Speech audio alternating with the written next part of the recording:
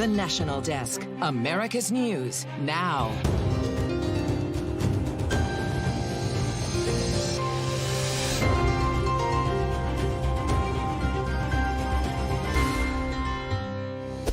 Proud Jewish Zionist to a proud Irish American Zionist. I want to thank you for 50 years of public service and 50 years of support for the State of Israel. Israel's prime minister at the White House with the backdrop of protests over an enduring 10-month-long war. Is an elusive ceasefire deal within reach? Buildings destroyed in Utah as the wildfires grow out of control, while California officials make an announcement about how the explosive park fire began. Then Southwest goes in a different direction. The major change to the airline's business model that after 50 years brings the end of an era. This is the National Desk, America's News Now. I'm Amira David. Tonight, a fragile moment in their relationship in the face of a nearly 10-month-long war in Gaza. President Joe Biden and Israel's Benjamin Netanyahu meeting this afternoon. The now outgoing President Biden, who wants a ceasefire deal to be part of his legacy, urged his Israeli counterpart to make the concessions needed to get to a ceasefire agreement that would bring a lasting truce to all who live in the region, especially for Gazans now utterly devastated by the wrath of war. The in-person meeting follows the prime minister's address to Congress on Wednesday, which sparked mass protest just outside of the Capitol from largely peaceful protesters calling attention to what they say is Israel's indiscriminate bombing of Palestinian civilians. However, there were some reports of illegal activity amongst the protesters that today drew condemnation from political leaders. Matt Gelka has a closer look at the reaction to reignited tension in the nation's capital. Protests in support of Palestine happened outside of the White House as President Joe Biden met with Israeli Prime Minister Benjamin Netanyahu. It was the second straight day of demonstrations. As Netanyahu addressed Congress, thousands of mostly peaceful protesters filled the streets. When they hit Union Station, things took an anti-American and anti-Israeli turn. The American flag burned, a Palestinian flag was raised, and some of the graffiti read, "Hamas is coming." A group of House Republicans, including the House Speaker, raised the American flag back up Wednesday night. We believe in this country. It is the greatest nation in the history of the world. It's the strongest, most powerful, most benevolent, most free nation that has ever been. We should stand for that and stand with our allies and stand for freedom. That's what this flag represents. You could see that most of the graffiti had been wiped away after the National Park Service spent most of the day, less than 24 hours later, trying to clean up. The former president called for jail time for people who burn the flag. I think you should get a 1-year jail sentence if you do anything to desecrate the American flag. Now, people will say, oh, it's unconstitutional. Those are stupid people. More than 20 people were arrested by multiple agencies. The over-the-top actions didn't land well with Democrats either. Vice President Kamala Harris called the flag burning and defacing of property despicable and unpatriotic. The House's Democratic leader said the aggressors should be held accountable. It is unacceptable to deface public property, desecrate the American flag, threaten Jews with violence, or promote terrorist organizations like Hamas. Unacceptable. Netanyahu's high-level talks could be consequential. White House officials say a ceasefire for hostages deal could be in the closing stages and an end to the almost 10 months long war in sight. And the Israeli Prime Minister and the President also met with families of hostages still being held by Hamas. Many of those family members have also been calling for an end to the war and, of course, the return of their loved ones. Amira? And Matt, you mentioned officials thinking that they could be on the brink of a deal. Did they provide any more detail on that? Yeah, you know, today we heard from National Security Council spokesman John Kirby, and the way he put it, there were gaps holding up a hostage and ceasefire deal from being completed, but he said they were bridgeable gaps. He didn't exactly spell out what they were, but did say the president feels his 3-phase deal needs to happen and happen quickly. Phase 1 is getting to a 6-week ceasefire that includes the release of hostages, while a permanent deal is negotiated. Amira? All right, Matt Gelka live from D.C. for us. Thank you. And pro-Palestinian protesters, too, are advocating for a ceasefire deal that would bring an end to the war that has innocent civilians caught in the crossfire. Despite the illegal activity yesterday, protesters who largely marched and chanted have rebuked the characterization that they were driving chaos. It's a shame, you know, it's a shame that they are saying that we were violent when clearly we weren't. In addition to an end to the war, protesters are calling for Gaza to have more access to desperately needed aid and are calling on the international community to hold Israeli leaders like Netanyahu accountable for what some aid groups have called war crimes, something Israel has denied. Firefighters in the West continue to battle several large fires, including the biggest one in the country, Oregon's Durkee Fire, that's burned 270,000 acres and destroyed dozens of buildings. Much needed rainfall last night allowed some residents to return home after evacuating, but the fire at this point still 0% contained. In California, a man now in custody because investigators suspect he started the park fire near Chico, which exploded in size overnight to more than 45,000 acres. The Butte County DA said the man was seen pushing a burning car into a gully yesterday. His identity has not yet been released. One of the men injured during the July 13th assassination attempt on former President Trump is now out of the hospital. Allegheny General Hospital said David Dutch was released yesterday. The Marine Corps League of Pennsylvania said he had been shot in the chest and liver and was placed in a medically induced coma. The other man who was injured, James Copenhaver, is still in the hospital but is in stable condition. New tonight, Boeing has finalized its guilty plea deal with the DOJ. The airline maker is accused of conspiracy to defraud the government for misleading the FAA about 2 deadly Boeing crashes in 2018 and 2019. This has nothing to do with the safety issues Boeing has seen this year, going back to when a door fell off an Alaska Airlines flight in January. A former Uvalde school police officer, 51-year-old Adrian Gonzalez, has pleaded not guilty on charges of failing to protect and abandoning children. Gonzalez was indicted on 29 charges in June. If convicted, each charge carries up to 2 years in jail. The May 2022 attack killed 19 children and 2 teachers at Robb Elementary School. Attack thwarted. Police in France say 2 18-year-olds have been arrested ahead of the 2024 Paris Olympic Games on charges of preparing 1 or more terrorist attacks. The nature of the plot and the motive behind the plan is unclear, but French authorities have made a number of arrests in recent days and foiled several alleged plots to disrupt the Olympics so far. And with 2 global wars in Ukraine and Gaza ongoing, authorities there say they are staying vigilant. Meanwhile, in Salt Lake City, excitement is growing about hosting the Olympics again. The National Desk's Kristen McPeak spoke with locals who share the impact they hope to see in the next decade. Matt Caputo has seen Salt Lake City evolve. He's worked here during the Olympics in 2002, just a few years after his dad started the deli. We were working a lot, but it was also just a really fun vibe. It was like you felt like you were in the place to be while you were working these catering jobs. Do you think that the Olympics may have contributed to Caputo's success in the long run? The Olympics were certainly a positive impact on our business, for sure. What are you looking forward to most in 2034?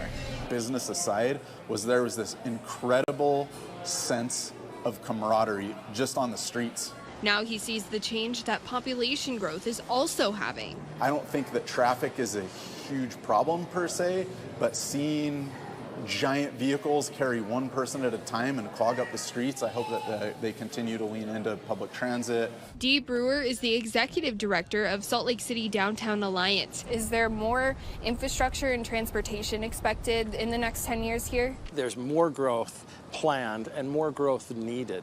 You're going to see a tracks line that connects the University of Utah directly with the intermodal hub. It's going to be in some new neighborhoods in Granary and other areas. In addition, the investments that are made there will include hotels, it will include retail, restaurants, bars. And for Matt, he believes investments now will contribute to everyone in the future. The Olympic spirit is alive and well and mentioned often in Caputo's. So maybe we were holding on to the past, but now we're looking forward to the future. And the Paris Olympics are set to kick off tomorrow at 1:30 p.m. Eastern Time. Just ahead, a look at what you can expect to see at the opening ceremony and in the days ahead. Coming up, the possible downside to the news that the U.S. economy grew faster than expected, according to newly released numbers. Then the big changes coming to Southwest Airlines in response to surprising results of a passenger survey. And later, farmers in Maine say the state is filled with farms contaminated with harmful chemicals. What they're doing now to hold the government accountable.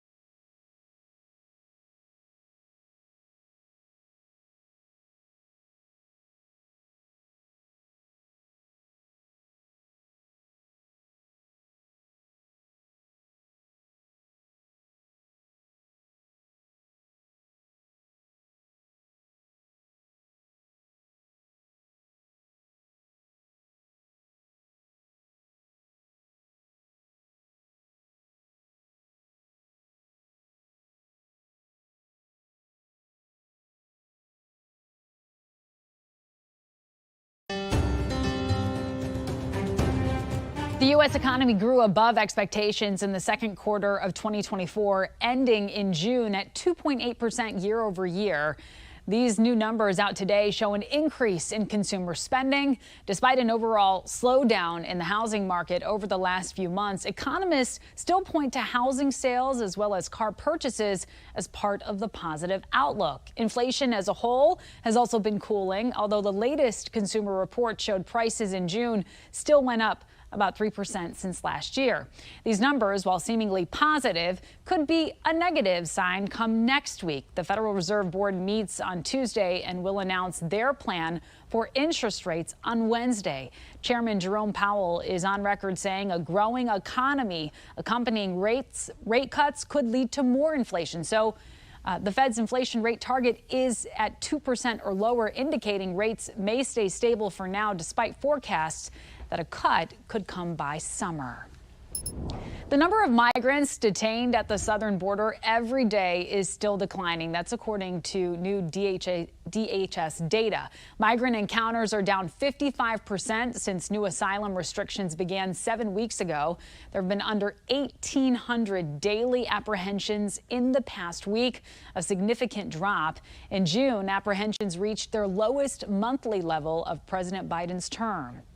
House Speaker Mike Johnson has announced a trip to the southern border in California as attacks on Vice President Kamala Harris's policies move to the forefront of the presidential election. Here's national correspondent Kayla Gaskins. With Vice President Kamala Harris now likely the Democratic nominee. Good afternoon, everyone. Republicans wasting no time digging into her record, zeroing in on the southern border. An issue Biden tapped her to tackle early on in his administration. I've asked her, the VP, today because she's the most qualified person to do it. During her time as VP, Harris faced intense criticism for appearing to do little in the role the president tasked her with. We've been to the border. You haven't been to the border. And I haven't been to Europe. And I mean, I don't understand the point that you're making. Harris also faced backlash for these comments made during her trip to Guatemala. To folks in this region who are thinking about making that dangerous trek to the United States-Mexico border. Do not come. When Biden handed this responsibility to Harris, Democrats still saw the border as one of many issues facing the country. Border numbers had yet to reach the crisis levels they eventually would. In 2020, the year before Biden took office, less than 500,000 people tried to enter the U.S. illegally via the southern border. During Biden's first year in office, those numbers spike dramatically. And the latest data we have shows migrant encounters are now 5 times what they were at the start of the Biden administration. President Biden has recently taken harsher action at the border. This June saw the lowest levels of crossings since he took office in January of 2021. But now there's a debate over what exactly Harris's role was.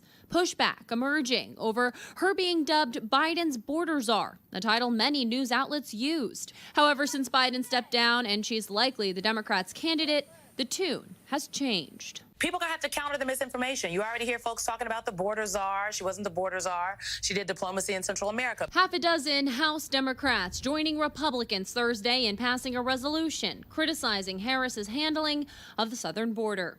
In Washington, I'm Kayla Gaskins reporting for the National Desk, America's News Now. Chinese and Russian bombers flying together near Alaska have been intercepted by the U.S. military for the first time ever. The North American Aerospace Defense Command says U.S. and Canadian fighter jets identified them yesterday in international airspace. They weren't considered a threat, but it was unusual that both Chinese and Russian aircraft were there. A man believed to be associated with North Korea's Reconnaissance Bureau has been indicted in Kansas City on multiple charges stemming from ransomware attacks on American hospitals. Specifically, the court records show the man extorted $100,000 in Bitcoin from a Kansas City hospital in May to retrieve stolen medical files. Separately, in a joint statement with Britain and South Korea, U.S. officials have issued arrest warrants for North Korean hackers who have been conducting cyber espionage to steal military secrets. Among those targeted are defense contractors who make military vehicles and armaments. A $10 million reward is being offered for information leading to the arrests. Big changes are coming for Southwest Airlines. For starters, it's doing away with the open seating policy it's had its entire 50-year history. According to Inside Research, Southwest says 80% of their passengers and 86% of potential customers prefer assigned seating. The airline will also start offering overnight red-eye flights to begin next February, but will start going on sale as early as today. Executives say more details on these changes are coming in September. The 2 astronauts who piloted Boeing's Starliner test flight will remain in space for at least a little bit longer. After weeks of troubleshooting and tests, NASA and Boeing officials said today the wait would continue. We don't have a major announcement today relative to a return date. We're making great progress, but we're just not quite ready to do that. Suni Williams and Butch Wilmore arrived at the International Space Station on June 6th for what was expected to be a week-long mission. The astronauts' return has been on indefinite hold because of issues with the aircraft's thrusters. As of Thursday, the astronauts have been in space for 50 days. NASA has previously indicated that the Starliner can stay in space for a maximum of 90 days. Infant mortality is on the rise. That's according to the latest numbers released today by the CDC.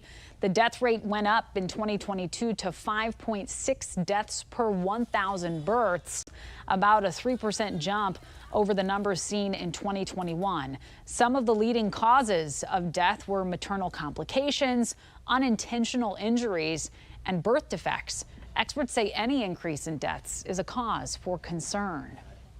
The first dual-chamber leadless pacemakers, are making life-changing differences. Medical reporter Liz Bonas spoke with one of the first patients in the nation to get one out of clinical trials. His name is Richard Franksman, and by the time this avid hiker and outdoorsman was referred to Dr. Mohammed Sino How are you, Mr. Franksman? of Kentucky's St. Elizabeth Heart and Vascular Institute, he not only was feeling short of breath, I was having heart palpitations and feeling weird heartbeats through I could feel my pulse through my stomach and things like that. It was all due to what's called bradycardia, or slow heart rate. the problem was that an initial procedure where Rich had one leadless pacemaker put into his heart didn't solve the problem. So as this animation provided by Abbott shows, Dr. Sano's team put in a second one. Once that technology was becoming available, we were the first ones in the region to get that technology, and our patient was the first one to receive it in the whole region. Sure enough, this Aveir DR dual-chamber pacemaker system, which allows two pacemakers to sync up the top and bottom chambers of the heart, regulated Rich's heartbeat. He's doing great. Clinically, he feels better. His shortness of breath and fatigue is better. His dizzy spells are less, and we're doing this with synchrony between the top and the bottom in a physiologic way. As Dr. Sano showed me, the second pacemaker was fed into the heart from an incision in the groin. Once we're satisfied with our numbers, we release the pacemaker. And for Rich Franksman, it's worked. Within a few days, I'm thinking, yeah, this is better. And then the palpitations ceased or whatever. They never came back. Rich says his heart now just full of gratitude that once again he's back on the path to good health. That was Liz Bonus reporting. Coming up, Austin, Texas recently saw its largest fentanyl spike in a decade. The action it's now taking to prevent more overdoses.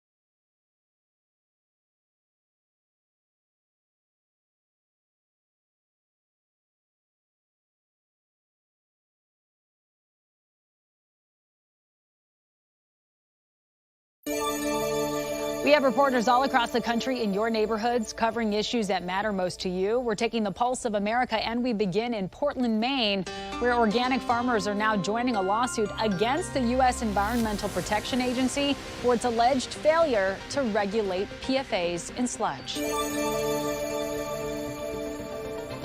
My son was an intern on a farm in Unity, Maine, and that farm is now condemned. Sarah Boudreau is a certified organic farmer, but she says the farm her son worked on was later found to be contaminated with PFAS from years of spreading sludge as fertilizer. Her son and the farm's owner both got cancer. He survived. The owner did not. The doctors told him that they believed that his cancer was from his exposure to PFAS on that farm. These are forever chemicals. They don't break down in the environment. Sarah Alexander is executive director of the Maine Organic Farmers and Gardeners Association. She says the state is filled with PFAS-contaminated farms from decades of spreading wastewater and industrial sludge as fertilizer. We just had someone try to steal our fire engine. Fire engine 26 stolen from right here outside the Arrowhead Gardens apartments while her crew was treating a patient. That's ridiculous.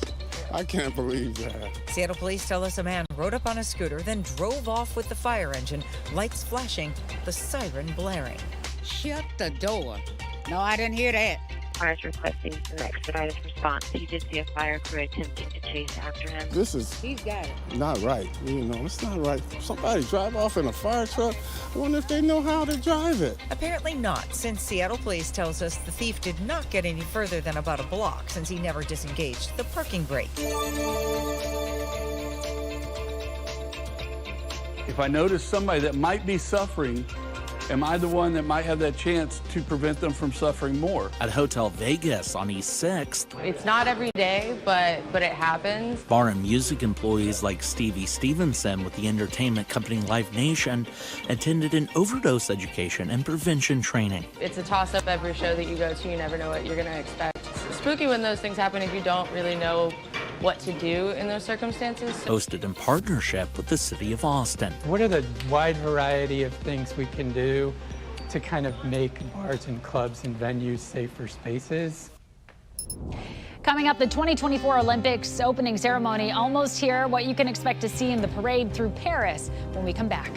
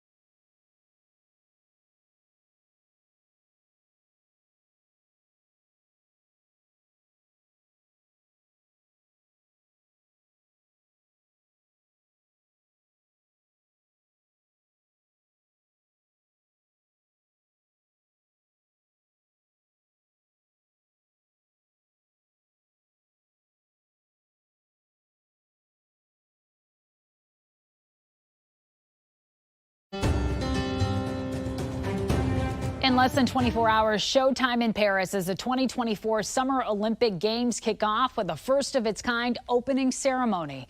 Tomorrow afternoon at 1:30 p.m. Eastern, you can expect to see 7,000 of the athletes competing in a water parade of sorts, with almost 100 boats carrying those athletes along a nearly 4-mile stretch of the Seine River that flows right through the heart of Paris. Around 120 heads of states and dignitaries, royals included, will also be there, with First Lady Jill Biden representing the U.S. for President Biden. And the chance to root on Team USA, well, that begins on Saturday, and we can't wait for all the excitement. That does it for this edition of the National Desk. I'm Amira David. We invite you to join us again tonight, both on air and online. Have a wonderful night. Thanks so much for joining.